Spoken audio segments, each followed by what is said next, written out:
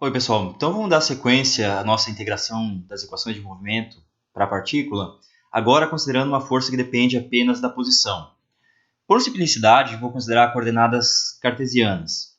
Então vou escrever a força sobre a partícula, que depende apenas de R, é igual, a mais geral possível, fx, alguma função de x, y e z, vezes i, mais alguma outra função fy, de x, y e z, j, mais uma terceira função fz de x, y e z, k. A segunda lei de Newton na partícula, massa vezes aceleração, então dv dt igual a força resultante sobre a partícula, essa expressão aqui. Ou ainda m d2r, derivada segunda do vetor posição, igual a força resultante. Essa equação é vetorial, tem três componentes, vamos separar por componentes. Eu fico com m d2x dt2 igual a fx. Observe que agora assumiram os vetores. m d2y dt2 igual a fy. E m d2z dt2 igual a fz. A gente tem um sistema de equações para resolver agora, mas é um sistema um pouco problemático. É um sistema de 3 EDOs de segunda ordem. O problema é que ele é acoplado, as 3 EDOs estão acopladas. O que significa acopladas? Suponha que eu queira resolver essa primeira equação diferencial. Eu quero encontrar x em função de t. Para resolver ela, eu preciso saber o lado direito. Eu tenho que escrever o f em função de x, y e z. E eu preciso saber, então, quem é esse y de t e esse z de t para resolver essa equação. Mas, para descobrir, por exemplo, o y de t, eu preciso resolver a segunda equação. E para resolver a segunda equação, eu preciso do x de t. Mas o x de t só vou ter ele depois de resolver a primeira equação. Ou seja, eu não consigo resolver essa, depois essa, depois essa. Eu só conseguiria resolver as três ao mesmo tempo. Para esse sistema aqui, com as funções fx, fy e fz mais gerais possíveis, esse sistema ele é equivalente a uma EDO de sexta ordem. Isso aqui, para funções complicadas, funções gerais, aqui a gente não consegue resolver. A gente precisaria de algum método numérico. Então, esse curso não é de métodos numéricos, então a gente vai ter que resolver casos mais simples. Portanto, vamos fazer uma simplificação. Então, a simplificação que a gente vai considerar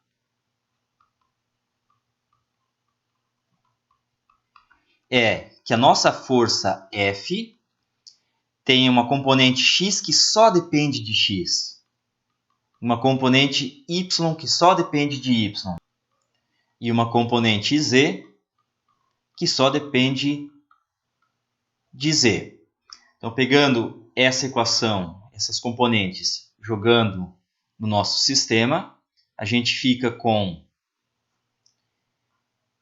m d2x dt2 igual a fx de x.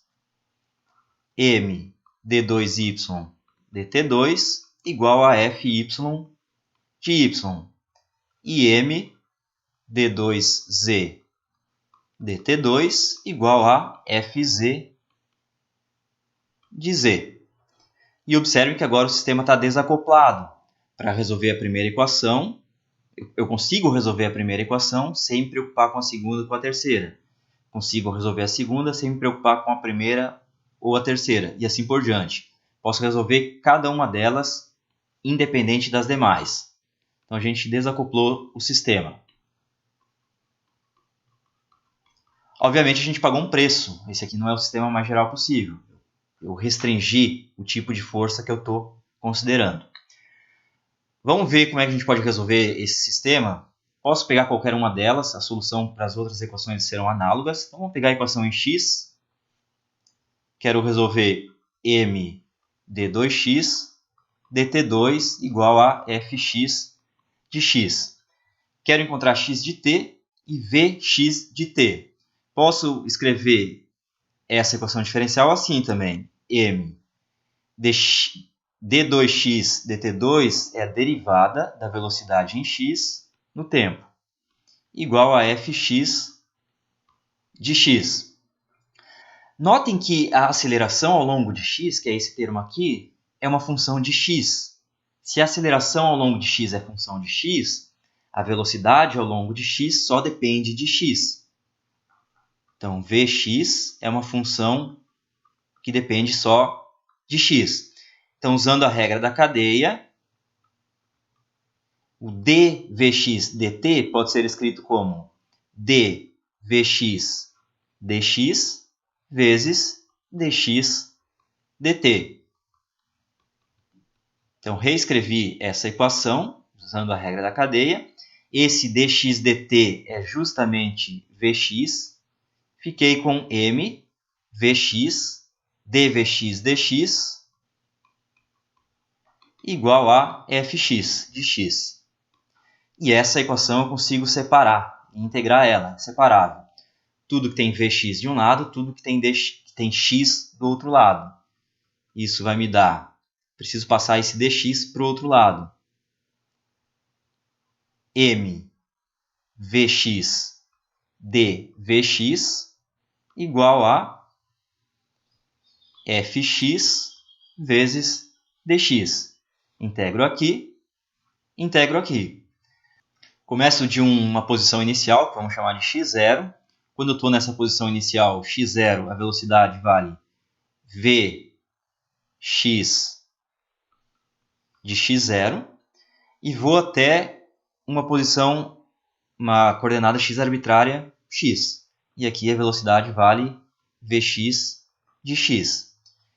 Fazendo as duas integrais, pelo menos essa que eu consigo fazer, integral de mvx é mvx ao quadrado sobre 2.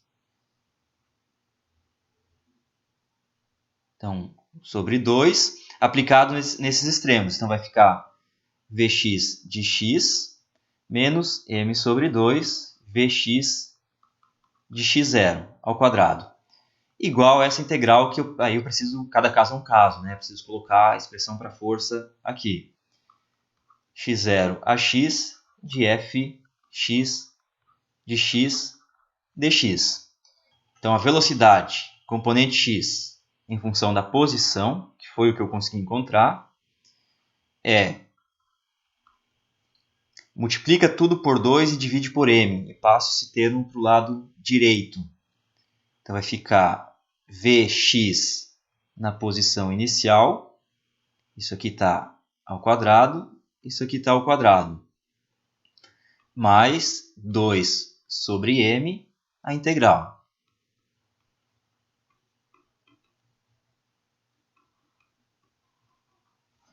E, tomando a raiz quadrada, velocidade x em função de x é igual. Aí pode ter os dois sinais, pode ser positiva ou pode ser negativa essa componente. Mais ou menos raiz quadrada de Vx da posição inicial ao quadrado, mais 2 sobre m, essa integral.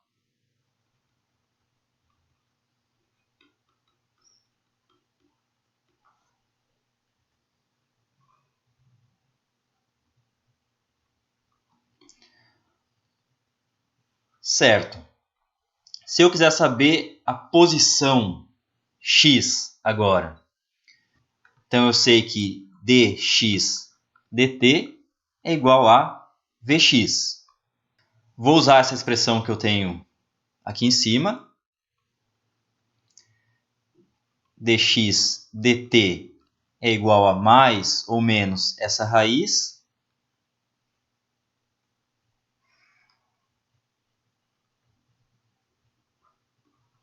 Vx ao quadrado na posição inicial, mais 2 sobre m, integral de x0 a x, fx de x dx.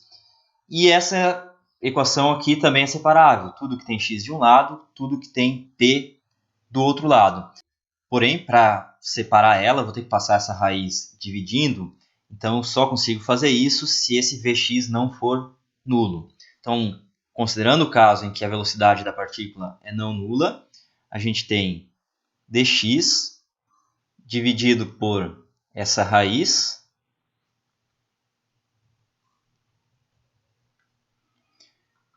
Vx ao quadrado x0 mais 2 sobre m, integral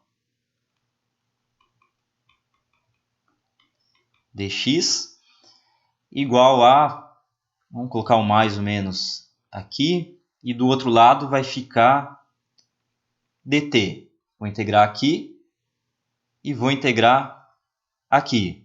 Vamos tomar um cuidado aqui. Eu tenho uma integral em x e aqui dentro tem outra integral em x. Para não misturar as duas coisas, primeiro a gente resolve essa integral. Então vamos chamar tudo que é x aqui dentro de x'. Então aqui é x' e aqui é x'.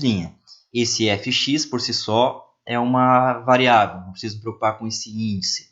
Notem que quando eu resolver essa integral, eu vou ficar com uma função de x. Pego essa função de x que eu encontrei e resolvo essa integral aqui. Os limites de integração começam no instante inicial 0. Do outro lado eu tenho x de 0. Vou até o instante final t. Do outro lado eu tenho x de t. E, portanto, eu fiquei com t igual a mais ou menos uma integral. Integral de x de 0 até x de t, dx sobre essa raiz,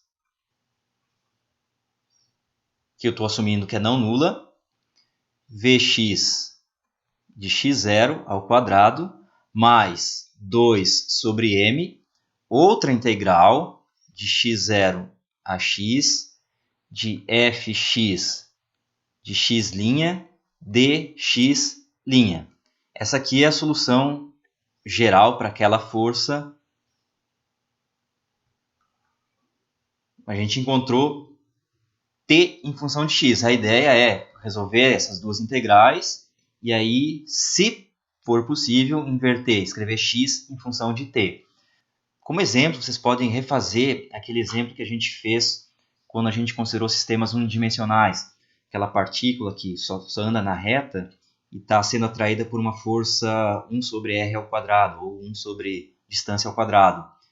Dá para fazer usando isso aqui e vocês têm que pegar o mesmo resultado. Novamente, vocês vão chegar num resultado em que não é possível inverter x, escrever x em função de t. Bom, para y e para z as equações são análogas, né? Então, equações